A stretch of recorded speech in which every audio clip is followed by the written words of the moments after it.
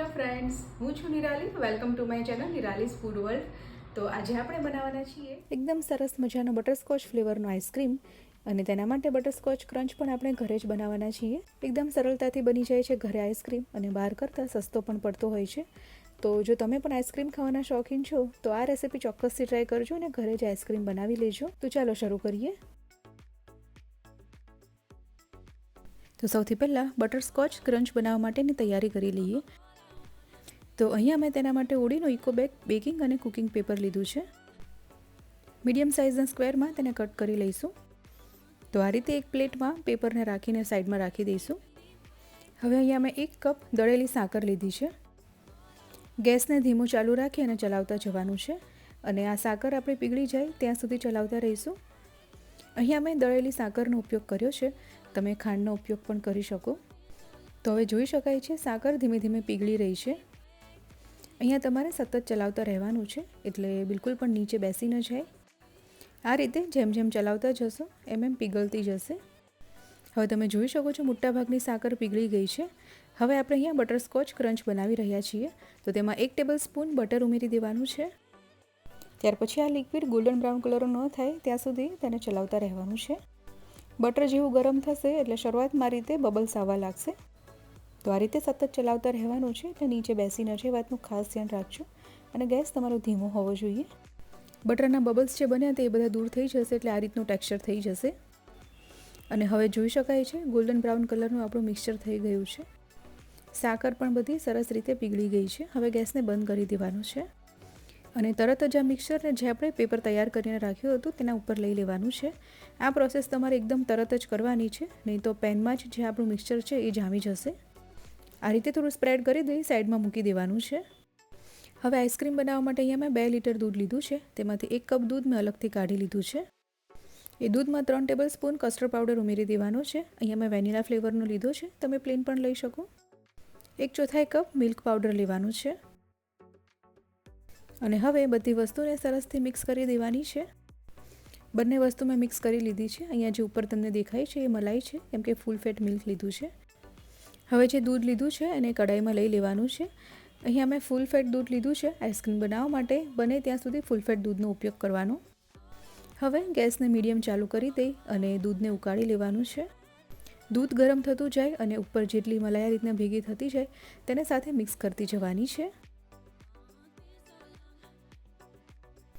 તો હવે જોઈ શકાય છે એકદમ સરસ રીતે દૂધ આપણું બોઇલ થઈ રહ્યું છે. ઉપર જે મલાઈ આવતી છે એને આ રીતે મિક્સ કરતી જવાની છે. તો આ રીતે 6 થી 7 મિનિટ માટે મેં દૂધને બોઇલ કરી લીધું છે. ક્વોન્ટિટી પણ તમે જોઈ શકો છો કે ઓછી થઈ ગઈ છે. હવે આ સમય ઉપર જે આપણે કસ્ટર્ડવાળું દૂધ સાઈડમાં રાખ્યું હતું તે ઉમેરી દેવાનું છે. તો દૂધ ઉમેરી તરત જ તેને મિક્સ કરતું જવાનું છે, નહીં તો લમ્સ થઈ જશે. તો કસ્ટર્ડ પાવડરવાળું દૂધ ઉમેરી ફરીથી 6 થી 7 મિનિટ માટે મેં દૂધને બોઇલ કરી લીધું છે. ક્વોન્ટિટી તમે જોઈ શકો છો કે 1/4 જેટલી ઓછી થઈ ગઈ છે. તો જોઈ શકાય છે આ રીતે ઘટ્ટ થઈ ગયું છે દૂધ. ચમચાની પાછળની સાઈડ આ રીતે કોટ થઈ રહ્યું છે. ગેસને હવે બંધ કરી દે, ઠંડુ થવા દેવાનું છે દૂધને. અને અહીંયા બટરસ્કોચ ક્રંચ બનાવવા માટે જે આપણે લિક્વિડ સેટ થવા માટે મૂક્યું તો એકદમ સરસ રીતે સેટ થઈ ગયું છે, તમે જોઈ શકો છો. આ રીતે પેપર ઉપર સેટ થવા મૂકવાથી તે એકદમ આસાનીથી સરફેસથી દૂર થઈ જશે. અને હવે પેલણની મદદથી આ રીતે તેને તોડી લેવાનું છે. નાના ટુકડા કર્યા પછી આ રીતે તેને ફોલ્ડ કરી લેવાનું છે, અને વેલણની મદદથી તેને આ રીતે વણતું જવાનું, એટલે એકદમ આ રીતનો સરસ ક્રંચ બનીને તૈયાર થશે. તો બટરસ્કોચ ક્રંચ બનીને આપણે બિલકુલ તૈયાર છે. બટરસ્કોચ ફ્લેવરની કોઈ પણ સ્વીટ તમે તૈયાર કરો એમાં ઉપયોગમાં લઈ શકાય. હવે દૂધ ઠંડુ થઈ ગયું છે. હેન્ડ બીટરથી આ રીતે તેને થોડું બીટ કરી લઈશું, એટલે દૂધ એકદમ હળવું થઈ જશે. તમારા પાસે જો હેન્ડ બીટર ના હોય તો તમે મિક્સર જારમાં પણ તેને ચર્ન કરી શકો છો. તો 3 થી 4 મિનિટ જેવું મેં દૂધને બીટ કરી લીધું છે. હવે જે આપણે બટરસ્કોચ ક્રંચ બનાવ્યો હતો તે ઉમેરી દેવાનો છે. એમાંથી થોડો જ આપણે ગાર્નિશિંગ માટે રાખીશું, બાકી બધું ઉમેરી દેવાનું છે. ઉમેર્યા પછી તેને સારી રીતે મિક્સ કરી દેવાનું છે. અત્યારે આ બધું જ જે ક્રંચ છે એ પીગળી જશે અને બટરસ્કોચની સારી એવી ફ્લેવર આવશે. અહીંયા એકદમ સ્ટ્રોંગ પ્રોમિનન્ટ ફ્લેવર માટે તમે એસેન્સ પણ ઉપયોગમાં લઈ શકો છો.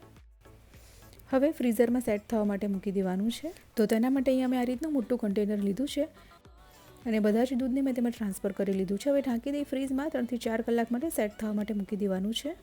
4 થી 5 કલાક પછી ફરીથી હેન્ડ બીટરથી બીટ કરી લઈ ફરીથી 7 થી 8 કલાક માટે સેટ થવા મૂકી દેવાનું. તો અહીંયા મેં 4 થી 5 કલાક સેટ થયા પછી હેન્ડ બીટરથી બીટ કરી લીધું હતું. ત્યાર પછી ફરીથી 7 થી 8 કલાક માટે સેટ થવા દીધું હતું. હવે આઈસ્ક્રીમને સ્કૂપ આઉટ કરી લઈ અને સર્વ કરી લેવાનું છે. તો સરસ મજાનો બટરસ્કોચ આઈસ્ક્રીમ આપણો બનીને બિલકુલ તૈયાર છે.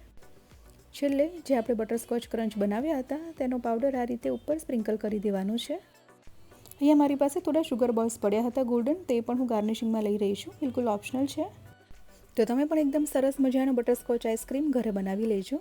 રેસીપી ગમી હોય તો વિડીયોને લાઇક અને શેર કરી દેજો અને નવી રેસીપીના અપડેટ માટે ચેનલને સબસ્ક્રાઈબ કરી બાજુમાં આપેલું બેલ આઇકન પણ પ્રેસ કરી દેવું, એટલે દરેક નવી રેસીપીના નોટિફિકેશન મળી જાય. તો ફરી મળીએ નવા વિડીયોમાં નવી રેસીપી સાથે. ત્યાં સુધી બાય બાય, ટેક કેર.